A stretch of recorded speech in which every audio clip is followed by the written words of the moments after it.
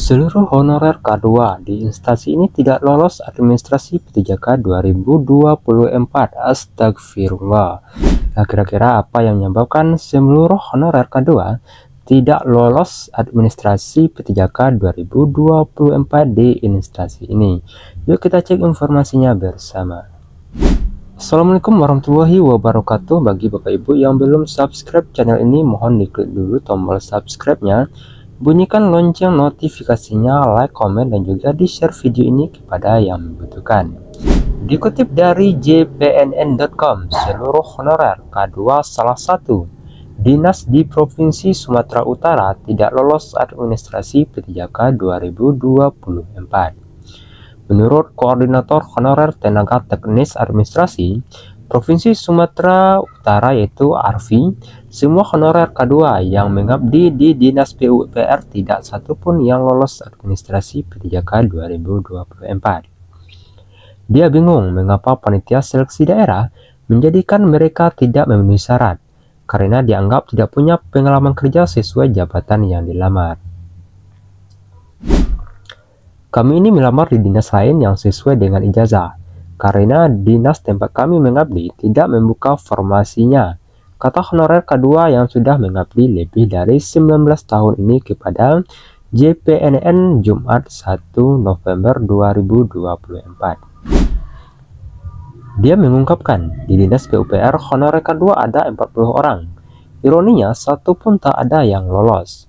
Mereka bingung mengapa Panselda tidak seirama dengan pusat untuk menuntaskan masalah honorer tahun ini. Teman-teman yang pengalaman kerjanya beririsan dengan jabatan yang dilamar di Dinas Pertanian juga nggak lolos, aneh sekali ucapnya. Yang makin membuat mereka heran, alasan TMS karena 40 honorer K2 Dinas PUPR Provinsi Sumatera Utara pindah dinas.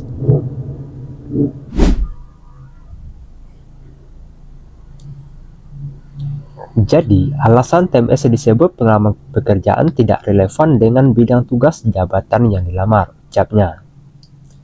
Hal tersebut dikarenakan tidak tersedianya formasi jabatan pada OPD PUPR Provinsi Sumatera Utara, sehingga petugas OP yang dimaksud melamar pada lintas OPD. Langkah tersebut mengikuti arahan BKN bahwa yang dinamakan instansi itu adalah pemerintah daerah. Misalnya, bekerja di Dinas PUPR Sumatera Utara tidak bisa melamar di luar daerah. Mereka hanya bisa melamar di dinas-dinas dalam satu wilayah kewenangan sama.